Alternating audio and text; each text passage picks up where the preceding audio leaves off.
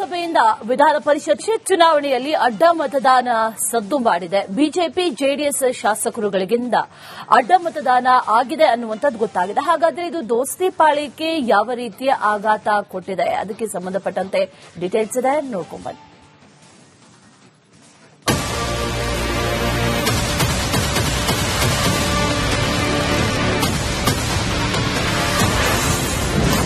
ಪರಿಷತ್ ಚುನಾವಣೆಯಲ್ಲಿ ಅಡ್ಡ ಮತದಾನ, ಬಿಜೆಪಿ ಜೆಡಿಎಸ್ಗೆ ಅಡ್ಡ ಮತದಾನ ಆಘಾತ. ಪರಿಷತ್ ಚುನಾವಣೆಯಲ್ಲಿ ಎನ್ಡಿಎ ಮೈತ್ರಿಕೂಟಕ್ಕೆ ಅಡ್ಡ ಮತದಾನ ಹೊಡೆತ ಬಿದ್ದಿದೆ. ಹೀಗಾಗಿ ಜೆಡಿಎಸ್ನಿಂದ ಸ್ಪರ್ಧಿಸಿದ್ದ ಏಕೈಕ ಅಭ್ಯರ್ಥಿ ಗೋವಿಂದರಾಜು ಸೋಲುಂಡಿದ್ದಾರೆ. ಹೌದು, ಕಾಂಗ್ರೆಸ್ನ 5ನೇ ಅಭ್ಯರ್ಥಿ ಕಣಕ್ಕಿಳಿತಾ ಇದ್ದಂತೆ ಅಡ್ಡ ಮತದಾನ ಬಗ್ಗೆ ಚರ್ಚೆ ಶುರುವಾಗಿತ್ತು. ಯಾಕಂದ್ರೆ ಬಿಜೆಪಿಯಿಂದ ಉಚ್ಚಾಟನೆಗೊಂಡಿದ್ದ ಮೂವರಿಂದ ಈ ವಿಷಯ ಮುನ್ನೆಲೆಗೆ ಬಂದಿತ್ತು. ಎಸ್ಟಿ ಸೋಮಶೇಖರ್, ಶಿವರಾಮ್ ಹೆಬ್ಬಾರ್ ಹಾಗೂ ಯತ್ನಾಳ್ ಉಚ್ಚಾಟನೆಗೊಂಡ ನಾಯಕರು. ಆದರೆ ಇದರಲ್ಲಿ ಎಸ್ಟಿ ಸೋಮಶೇಖರ್ ಹಾಗೂ ಶಿವರಾಮ್ ಹೆಬ್ಬಾರ್ ಮೇಲೆ ಕಾಂಗ್ರೆಸ್ಗೆ ನಂಬಿಕೆ ಇತ್ತು.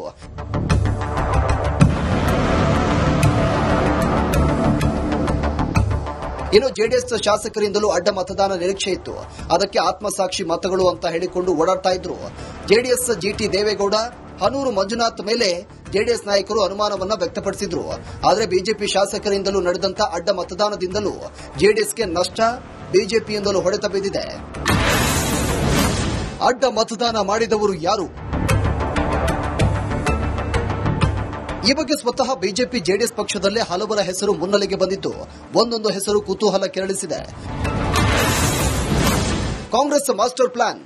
ಜೆಡಿಎಸ್ ಅಭ್ಯರ್ಥಿ ಇರೋ ಶಾಸಕರೇ ಟಾರ್ಗೆಟ್ ಮಾಡಿಕೊಂಡು ಕಾಂಗ್ರೆಸ್ ಮಾಸ್ಟರ್ ಪ್ಲಾನ್ ಮಾಡಿತ್ತು. ಮುಂದೆ ಮೈತ್ರಿಯಿಂದ ಅವಕಾಶ ತಪ್ಪಬಹುದು, ನಾವು ಅವಕಾಶ ನೀಡುತ್ತೇವೆ ಅಂತ ಕಾಂಗ್ರೆಸ್ ಭರವಸೆ ನೀಡಿದೆ ಎನ್ನಲಾಗ್ತಾ ಇದೆ.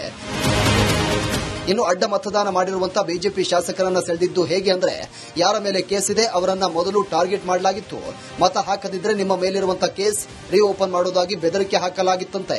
ಜೊತೆಗೆ ಸಂಕಷ್ಟದಲ್ಲಿರುವಂತಹ ಶಾಸಕರಿಗೆ ಹಣಕಾಸಿನ ನೆರವು ನೀಡೋದಾಗಿ ಭರವಸೆ ಕೊಡಲಾಗಿತ್ತಂತೆ. ಹೀಗೆ ಹಲವು ರೀತಿಯಲ್ಲಿ ಟಾರ್ಗೆಟ್ ಮಾಡಿ ಶಾಸಕರನ್ನ ಕಾಂಗ್ರೆಸ್ಗೆ ಸೆಳೆದಿದೆ ಅಂತೆ. ನಮ್ಮ 3 ಓಟುಗಳು ಕ್ರಾಸ್ ಆಗಿದೆ ಅಂತೇಳಿ ಈಗಿರುವಂತ ಮಾಹಿತಿ ನಮ್ಗೆ ಬಂದಿದೆ.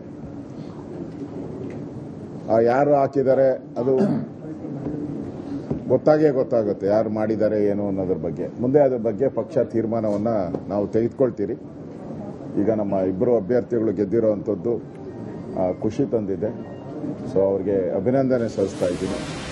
ಕೋಲಾರ ಮೂಲದ ಜೆಡಿಎಸ್ ಶಾಸಕರು ಹಾಗೂ ಉತ್ತರ ಕರ್ನಾಟಕ ಭಾಗದ 2 ಶಾಸಕರು ಅಡ್ಡ ಮತದಾನ ಮಾಡಿರುವಂತಹ ಅನುಮಾನ ವ್ಯಕ್ತವಾಗಿದೆ. ಸದ್ಯ ಕಾಂಗ್ರೆಸ್ ಗೆಲುವಿನ ಸಂಭ್ರಮದಲ್ಲಿದ್ದರೆ ದೋಸ್ತಿ ನಾಯಕರು ಅಡ್ಡ ಮತದಾನದಿಂದಾಗಿ ಕಂಗಾಲಾಗಿದ್ದಾರೆ.